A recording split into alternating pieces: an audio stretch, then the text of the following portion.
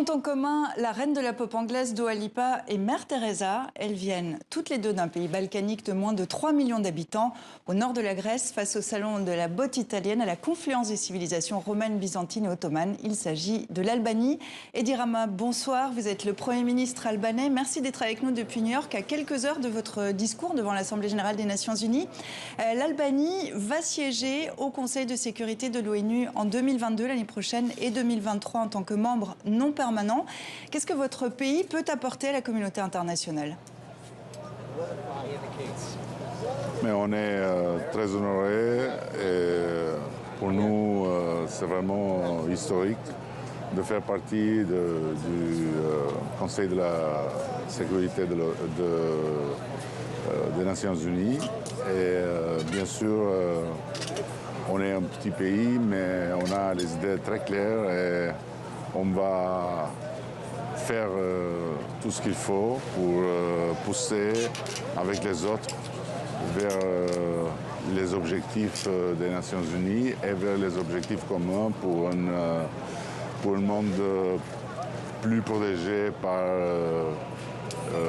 le changement climatique, pour un monde plus paritaire entre les hommes et les femmes, pour un monde plus solidaire, bien sûr pour un monde uni contre le mal, le terrorisme, le fondamentalisme de tous les côtés. Et on vous entend bien, vous plaidez pour le multilatéralisme. La crise transatlantique s'est invitée à l'Assemblée générale de l'ONU avec l'affaire des sous-marins. Comme pays européen très lié aux États-Unis, de quel côté se range l'Albanie? Du côté de Paris ou du côté de Washington? Non, nous on est vraiment des fiers alliés des États-Unis, mais aussi des amis très fiers de la France. Et on n'entre pas dans cette sorte si on peut dire, crise entre les deux, parce que d'un côté, on ne peut pas faire rien à le résoudre. De l'autre côté, je suis sûr que entre le président Macron et le président Joe Biden, il y a assez de capacité pour dialoguer et pour résoudre tout ça de la manière la plus amicale. Edi Rama, on va s'intéresser à votre pays. L'Albanie est l'un des pays les plus pauvres d'Europe. Il se vide de ses habitants. À quel défi est confrontée l'Albanie? Les explications de Mylène Girardot. L'Albanie, sa mer d'huile, ses montagnes et ses criques de rêve prisées des touristes. Mais au fait, l'Albanie, c'est où? Direction le sud-est de l'Europe, juste en face de l'Italie, au cœur des Balkans. L'Albanie est frontalière notamment du Monténégro, du Kosovo et de la Grèce. Presque aussi grande que la Belgique, les 3 millions d'habitants y parlent albanais, sa capitale est Tirana et son régime une république parlementaire. Aux législatives du printemps dernier, le Premier ministre Edi Rama remporte un 3e mandat, vainqueur d'une campagne violente, marquée comme à chaque fois par les insultes, les accusations de fraude et d'achat de voix, mais surtout le ras-le-bol de la population.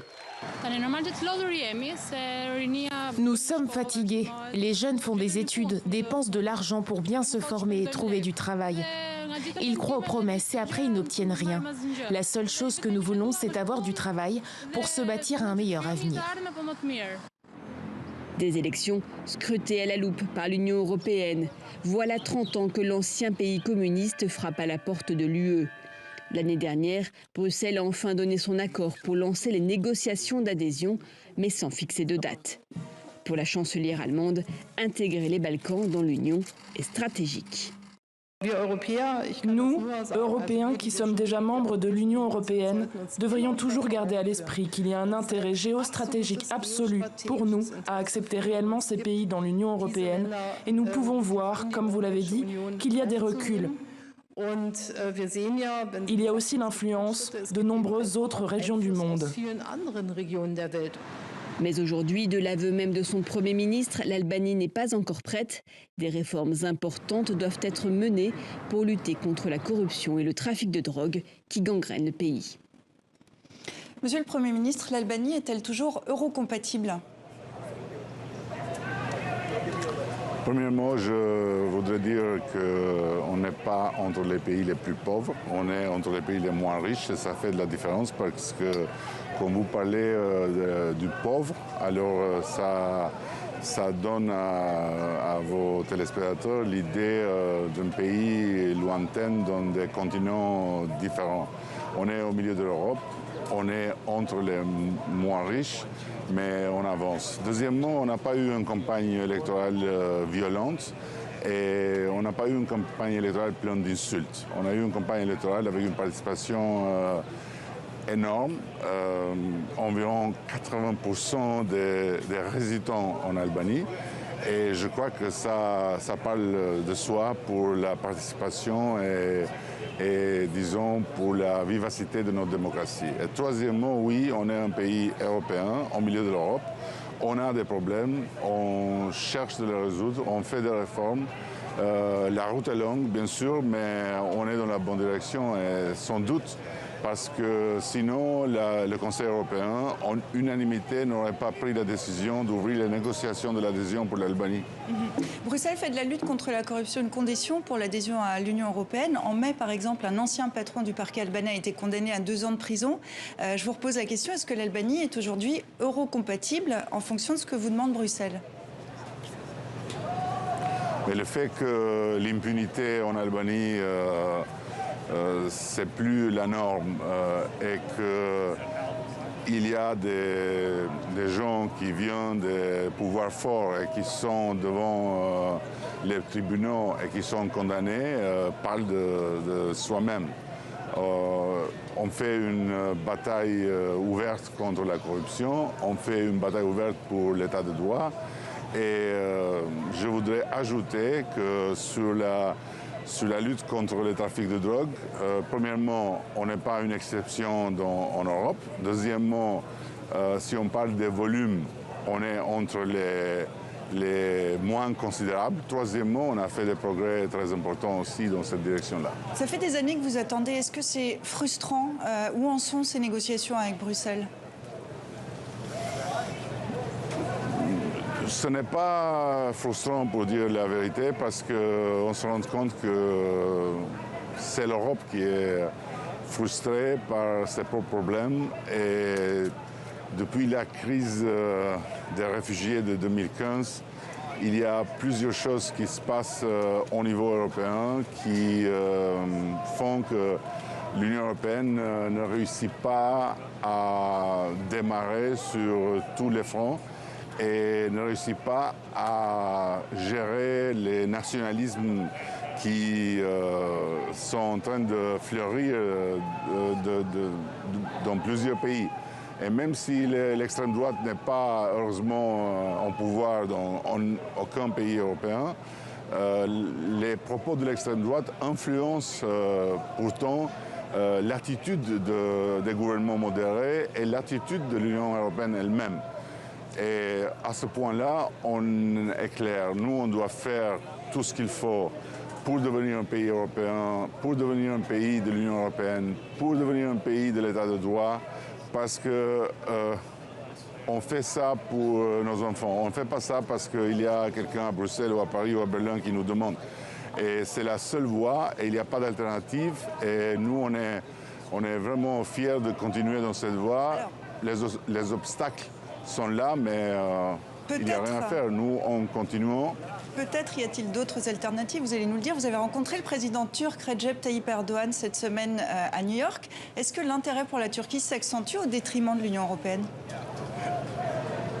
Mais non, ça c'est de blablabla en général, parce que en fait, la Turquie, c'est un pays ami de l'Albanie depuis très longtemps. Avec la Turquie, la Grèce et l'Italie, nous, on a un partenariat stratégique et l'amitié avec la Turquie et les relations avec la Turquie ne sont pas une alternative à l'Union européenne, loin de là. Edi Rama, l'Albanie s'est engagée à accueillir provisoirement 4000 réfugiés afghans, le temps qu'ils obtiennent un hypothétique visa pour les États-Unis. On va vous voir aller à leur rencontre. Votre pays s'est placé aux avant-postes pour les recevoir à la demande des États-Unis. Vous cherchez à vous attirer les faveurs de Washington ? Mais non, c'est très, très simpliste. Premièrement, nous, on n'a pas ouvert la porte sous la demande des États-Unis, du gouvernement des États-Unis. On a ouvert la porte avant, quand on a été approché par des entités humanitaires ou de droits de l'homme aux États-Unis. Et on a dit oui, parce que pour nous, c'est une question de respect pour l'histoire. On est un pays d'accueil, on est un pays qui a été fièrement le seul pays en Europe à avoir plus de juifs après la Seconde Guerre mondiale qu'avant, et où aucun juif n'a pas été consigné aux nazis.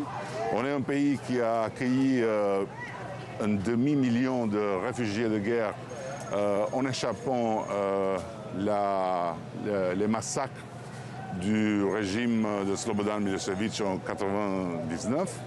Et on est un pays où c'est très important de ne jamais oublier qu'il y a un temps pour demander, il y a un temps pour donner. Et on était les Afghans, nous, avant, il y a 30 ans. Et s'il n'y aurait pas eu l'accueil des Italiens et des autres, on n'aurait pas pu sortir de notre propre enfer, qui n'était pas un enfer de talibans islamistes, mais c'était un enfer de talibans rouges. Alors pour tout cela, pour nous, ça vient naturel. Est-ce que l'Albanie n'est pas, en quelque sorte, quand même un enfer pour la population, parce qu'il y a un exode massif, les Albanais fuient vers la France, fuient vers la Suisse. Est-ce qu'il n'y a pas une contradiction ? Non, parce que, premièrement, dans tous les pays de l'Est, soit des pays membres de l'Union aujourd'hui, soit des pays candidats pour l'Union, il y a eu des mouvements massifs de gens vers l'Occident. Et si pour ceux qui sont membres, il s'agit des mouvements entre le périmètre du marché libre du travail, pour les Albanais et pour les autres, il s'agit d'un mouvement qui, pourtant, n'est pas vraiment libre.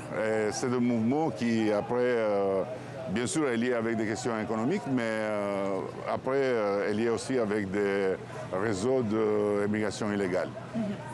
Tout cela dit, il n'y a pas de contradiction du tout parce qu'on est un pays d'accueil et on a toujours accueilli les gens qui ont été en besoin et on va le faire toujours. Pour conclure, quel est votre projet pour l'Albanie? Vous venez d'être réélu pour un 3e mandat. Mais, on continue nos efforts pour moderniser le pays, on continue nos efforts pour transformer l'Albanie dans un état de droit dans les standards de l'Union européenne, avec une réforme de la justice qui va avant, avec des autres réformes qui vont avant. On est un pays qui a aujourd'hui le gouvernement avec la plus grande participation des femmes dans le gouvernement entre les pays des Nations Unies. On est un pays où, bien sûr, on doit batailler avec plusieurs choses qui viennent du passé et qui sont là encore, mais où, bien sûr, il y a de l'espoir, bien sûr, il y a du futur. Edi Rama, on vous laisse rejoindre la tribune des Nations Unies où vous allez tenir votre discours Premier ministre de l'Albanie. Merci beaucoup d'avoir été avec nous dans 64 minutes. Merci à vous.